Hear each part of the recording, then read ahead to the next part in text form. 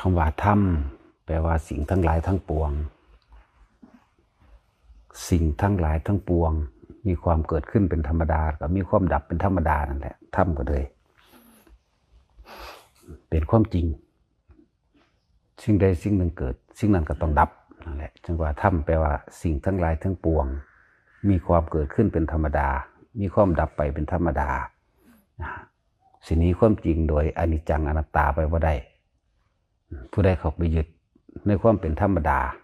คือเกิดกับดับผู้นั้นก็ทุกข์ แต่ละคนความหมายที่เฮาทำความเข้าใจง่ายๆซะ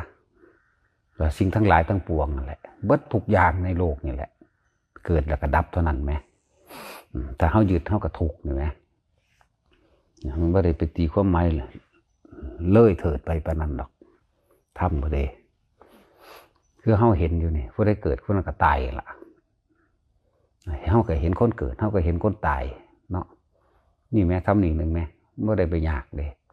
ตัวเฮาเองเกิดก็สิตายคือกันเห็นไหมจังว่าวิธีการปฏิบัติก็ง่ายๆหูหยังก็สร้างเห็นหยังก็ตามได้ยินหยังก็สร้างเพียงบ่นำเขามาคิดเท่านี้ดับไปละถ้าบ่มีความเกิดก็บ่มีความดับเกิดทั้งหลายก็เกิดขึ้นจากความคิดเนี่ย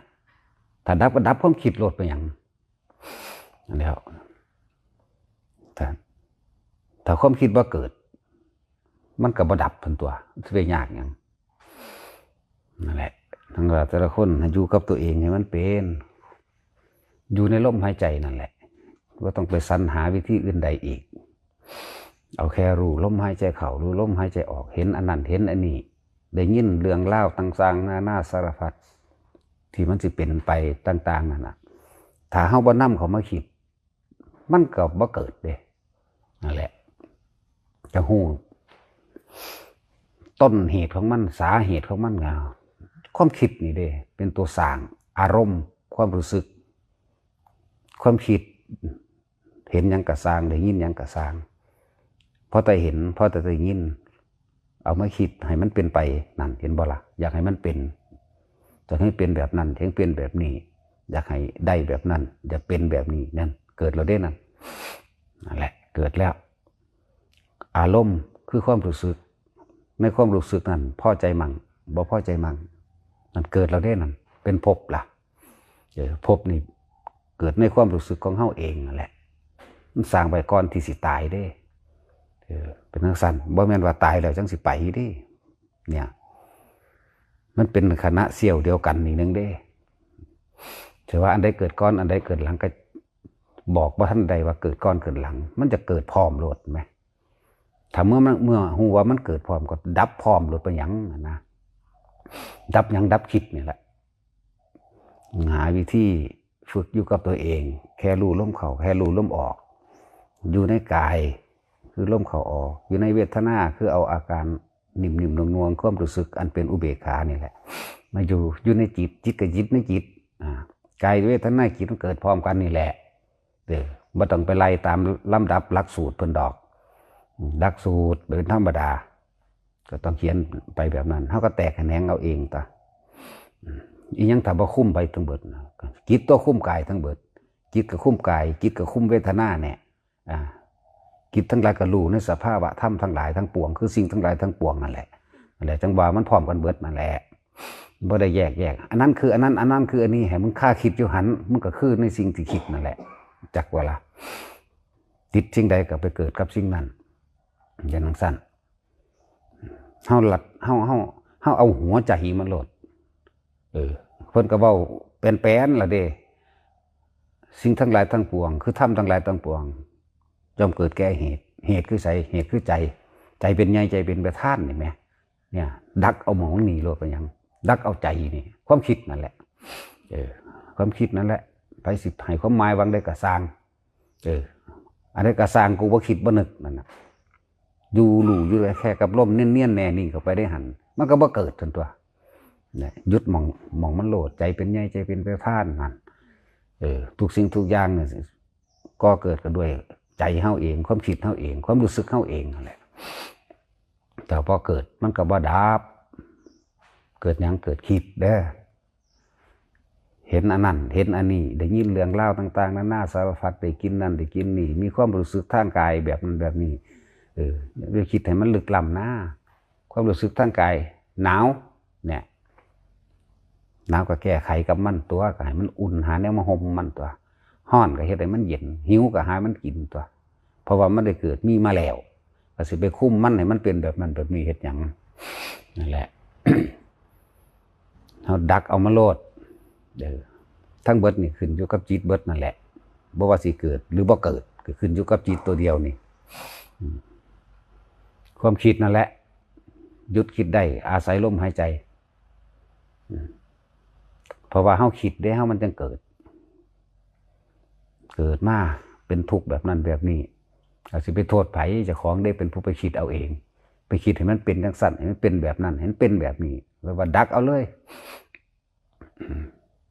บ่แม่นเอาความคิดดักความคิดออกบัดนี่ก็เอาความคิดดักความคิดก็จริงอยู่แต่ว่าวิธีการก็คือเอาความคิดอยู่กับลมรู้ลมเข้ารู้ลมออกอาการผิดนี่เกิดแบบนั้นแบบนี้ก็แค่รู้มันซื่อรู้ซื่อๆนี่คือบ่ได้เข้าไปดึงเอามาคิดว่า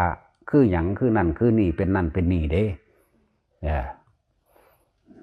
รู้ว่ามันโยกรู้ว่ามันสั่นรู้ว่ามันขนหัวลุกรู้ว่ามันมีแสงพุบๆพับๆมองหันมองนี่รู้ว่ามันโยกรู้ว่ามันอิ่มรู้ว่ามันให้ภาษาโลกเขาว่าให้เวลาอาการจิตสงบมันได้พักมันบ่เคยได้พักได้ผ่อนจากว่าความคิดนั่นน่ะเมื่อความคิดบ่เคยได้พักมันมีแต่หาเงินหางานหาผู้นั้นหาผู้นี้สร้างผู้นี้หักผู้นั้นไหมถ้ามันเข้าว่าได้พักของมันปุ๊บนะมันก็เกิดความรู้สึกทางกายขึ้นมาได้ที่เฮาเคยคิดว่าให้กันบ่ได้บังคับหยุดบ่ได้ความคิดตัวนี้เขามาแทรกมันแล้วปุ๊บแล้วเป็นอยากอายคนมั่งเห็นป่ะล่ะสิเบียงสั้นเด้ถ้าบ่มีความคิดแทรกแซงมันบ่มีอายดอกอายก็บ่มีกล้าก็บ่มีกลัวก็บ่มีเฮาไปคิดหาอันนั่นมันซื่อๆก็รู้กับมันซื่อๆโดยบ่ต้องไปคิดนี่นะอะไรเวลาจิตมันได้พักบอกง่ายๆมันพักมันนอนมันนอนแล้วมันก็ปื้มขนหัวลุกขึ้นมาก็มีอิ่มตื่นตันสังเกตเวลาเฮาโมโหด้วยเวลาโมโหหัวใจก็เต้นแห้งๆเนี่ยมันก็ยังแสดงออกมาทางกายแบบนั้นได้มันสูญยังแห้งมันบ่ถึกใจมันใช่ป่ะล่ะสั่นเข้ามาเลยเนื้อหนังมังสาก็ยังสั่นได้เห็นบ่ล่ะสั่นตาก็ยังแสดงออกดูนแดงออกกัดแขวกัดข้างสั่นจังซี่มีเบิดล่ะแน่อารมณ์ความรู้สึกของความโมโหมันก็ยังออกมาได้อารมณ์ความรู้สึกของความดีใจมันก็ยิ้มมันก็หัวออกมาได้อารมณ์ความรู้สึกของเวลาจิตมันได้พักไหมมันเป็นอุเบกขาไหมมันก็ยังออกมาแบบนี้ได้คือกันตัวนั่นแหละที่ออกมาแบบใดก็สร้างบัดให้เฮาเห็นยังก็ตามหูยินยังก็สร้างรู้สึกทางกายแบบใดก็ตามอย่าคิดอย่านึกเพียงแต่ว่าบ่คิดบ่นึกเนี่ยมันก็จบแล้วเด้อยู่ลมหายใจนั่นแหละเอาลมเกาะลมไว้ทำความรู้สึกอยู่กับลมเข้าไว้อันอื่นๆมันก็หูเห็นเบิดนั่นแหละก็จิตนั่นแหละหูก็เลยจิตกับผู้รู้ก็อันเดียวกันนั่นแหละบอกไปตามศัพท์มันที่เขาเจ้าเบาคนทั้งหลายมันชินมาแล้วเลยว่ามันก็หูอยู่หันแหละวางสีโลดเพียงแต่ว่าเขาจะเอาความคิดเข้าไปแทรกแซงมันนะจะไปดึงเขามาคิดอันนั้นคือหยังอันนี้คือหยังเหตุจังใดต่อ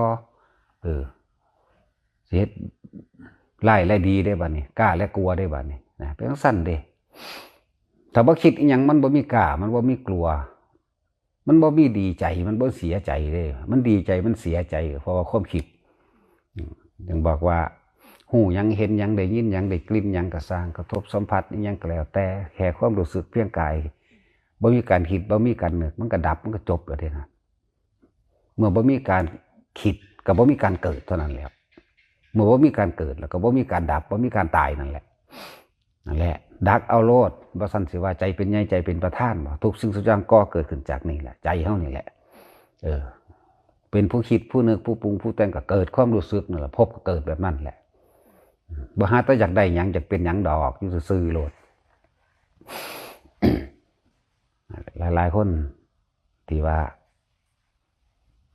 ถ้าว่ามันเป็นคนหัวลูกก็ถามว่าคืออะไรอย่าคิดกับว่าคืออย่างจักอย่างคนหัวลูกซื่อๆนี่มันสิเป็นหยังเลยนี่คืออะไรบ่ต้องคืออิ่มขึ้นมาห้องไห้ขึ้นมาจังสิก็บ่ต้องคิดมันก็บ่คือมันก็บ่ไห้นั่นแหละมันก็รู้อยู่ซื่อๆของมันเท่านั้นแหละเห็นแสงสว่างวูบๆวาบๆหรือเห็นผีเห็นเปรตเห็นนั่นเด่นนะคืออะไรจะไปคือเห็นหยังเจ้ากรรมนายเวรไหมเห็นถ้าบ่คิดก็บ่คือหยังบ่เป็นหยังจักอย่างนั่นว่ามันสิมียากหยังนั่นแหละจังว่ารู้อยู่ซื่อๆรู้เฉยๆอยู่สั่นแต่บ่คิดบ่นึกบ่มี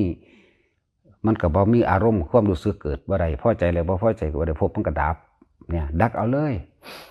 จึงบอกว่าแต่ละคนพวกเจ้าจะไปหาวิธีปฏิบัติยากหลายแค่รู้อยู่ในลมหายใจพระอรหันต์อยู่ในลมหายใจแล้วก็มันบ่ไปอยู่หม้องอื่นอีกมันอยู่ในหูดังเจ้าของนี้รู้อยู่กับลมเข้าลมออกนั่นอระแปลว่าไม่แปลว่าผู้ว่างมือจากเนี่ยผู้ว่างมือว่างความคิดว่างเบิดทุกอย่างนั่นแหละจากสิ่งทั้งปวงซื่อมันซื่อเนาะแต่มันสิไปเป็นหยังเด้นั่นแหละพระอรหันต์นั่นก็อยู่ในหูดังเฮาล่ะหันมาเบิ่งหูดังโลดผู้ใดอยากฮู้อยากเห็นเลยเวลาใดมันบ่คิดบ่นึกมันก็เป็นเท่านั้นแหละภาษาเว้าซื่อได้ว่ามันเป็นแต่จริงมันบ่เป็นจากบ่ความรู้สึกที่ไม่มีความรู้สึกหรือจักบ่ล่ะมีความรู้สึกอย่างเลยไหมเป็นความรู้สึกที่บ่มีความรู้สึกอันนี้ซื่อภาษาอักษรซื่อเด้เคยบ่มีความรู้สึกอย่างจักอย่างอยู่บ่เดี๋ยวนี้ ก็จังซั่นแหละเป็นความรู้สึกที่บ่มีความรู้สึกบ่แม่นความรู้สึกหัวน่ะมันแม่นแนวอธิบายได้เนาะผู้ใดเข้าไปจังซั่นได้บางทีก็ว่างบางทีก็ว่างเนี่ยความรู้สึกที่บ่มีความรู้สึกบ่นี่มันก็เป็นจังซั่นแหละถ้าผู้ใดอยู่ในความรู้สึกที่บ่มีความรู้สึกอยากก็ล่ะรู้สึกทางกายอยู่แต่ว่าบ่มีความรู้สึกทางใจไงมันบ่คิดบ่นึกมันจะเอาความรู้สึกมาจากไสความรู้สึกได้ตัวพบไหมเลยเอาความคิดความนึกนั่นน่ะเข้ามาล้มซะก่อนเดี๋ยวมันถิ่มเองดอกเฮาบ่ได้เป็นผู้ไปเฮ็ดอีหยังมันเด้เฮาบ่ได้เข้าผู้ไปเป็นมันเด้พระอรหันต์ก็เลยบ่เป็นแล้วก็บ่เฮ็ดจังใดอีกบ่ต้องเฮ็ดหยังอีกแล้วก็บ่ต้องเป็นหยังอีกแค่อยู่กับลมจังสั่นแค่บ่คิดบ่นึกแล้วเท่านั้นนึงเด้บ่คิดบ่นึกแหละเกิดดับพร้อมกันก็ว่าไปมันเกิดยังเป็นเกิดยังจังว่าเกิดดับพร้อมกันสมมุติว่ามันมีความรู้สึกทางกายให้หรือว่าความรู้สึกคนหัวลุกจวดจาดขึ้นมาเนี่ยถ้าบ่คิดบ่นึกมันก็เกิดดับพร้อมกันตัวเกิดยังเกิดรู้สึกทางกายคือว่าดับมันก็ดับทางใจพี่นั่นแหละว่าหาคำเบาต่างๆมาเพื่อให้เกิดความเข้าใจจะไปตีความหมายยังยากหลายนิพพานคือการดับความคิดนี่แหละถ้าว่าดับความคิดมันสินิพพานบ่ได้ดอกมันมีแต่คิดนึกไปพวกนั้นเรื่องนี้อยากเป็นนั่นอยากเป็นนี่ต้องอย่างนั้นต้องอย่างนี้ไล่สาระเว้ากันไปนะยานทิพย์ยานเทิบมันสิทิพย์สำใดเด้อนี่ตายเบิดล่ะพวกฮู้ก่อนกันเลยเพิ่นมาให้กำลังใจซื่อ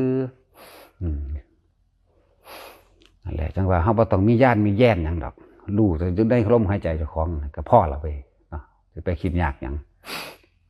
นั่นแหละไผเฮ็ดจังได๋ก็เป็นเรื่องของผู้นั้นอย่าไปแทรกแซงอย่าเข้าไปเป็นน้ำเขาอย่าไปเขาอยากไปอยากได้น้ำเขาอย่าอยากได้อย่าอยากเป็นน้ำเขาไผสิเว้าแนวใดก็เป็นเรื่องความรู้สึกของเขาเฮาบ่ได้ไปแม่นใจเขาเฮาบ่แม่นความรู้สึกเขาอย่าไปตัดสินอย่าไปยืนยันอย่าไปใดๆทั้งสิ้นคำว่าอย่าไปตัดสินอย่าไปยืนยันอย่าเข้าไปแทรกแซงหยังนะมีความหมายเดียวคือว่าเห็นกะสร้างอย่าไปคิดได้ยินกะสร้างได้สัมผัสกระทบนั่นนี่กะสร้างอย่าคิดเนี่ยอย่าคิดอย่านึกเท่านั้นบ่ซั่นก็ไปเที่ยวเกิดเที่ยวตายน้ำกันแหละลองเบิ่งแม่ว่าถ้าบ่อยากเกิดบ่อยากตายก็อย่าคิดอย่านึกเท่านั้นตัวเนี่ยสุดยอดมันอยู่หม้องนี้นึงเด้ล่ะ คือเพิ่นเว้าไว้เป็นแบบต่างๆเพิ่นให้แนวทางเกิดความเข้าใจเรียกว่าให้เนยยะหรือให้แนวทางให้เกิดความพอใจในการปล่อยในการว่างในการบ่คิดในการบ่นึกจังว่าพระอรหันต์4ประเภทสุขวิปัสสกะวิชา3พิญญา6ปฏิสัมภิทาอย่างมื้อนี้บ่ต้องเป็นหยังยากๆดอกสบายดีถ้าเป็นแล้วยากจังว่าล่ะมันยากเด้เป็นนั่นน่ะ อยู่ในหูดังเลยไม่ต้องเป็นแมงยังแหละมันก็จบเท่านั้นแหละเอาเพราะ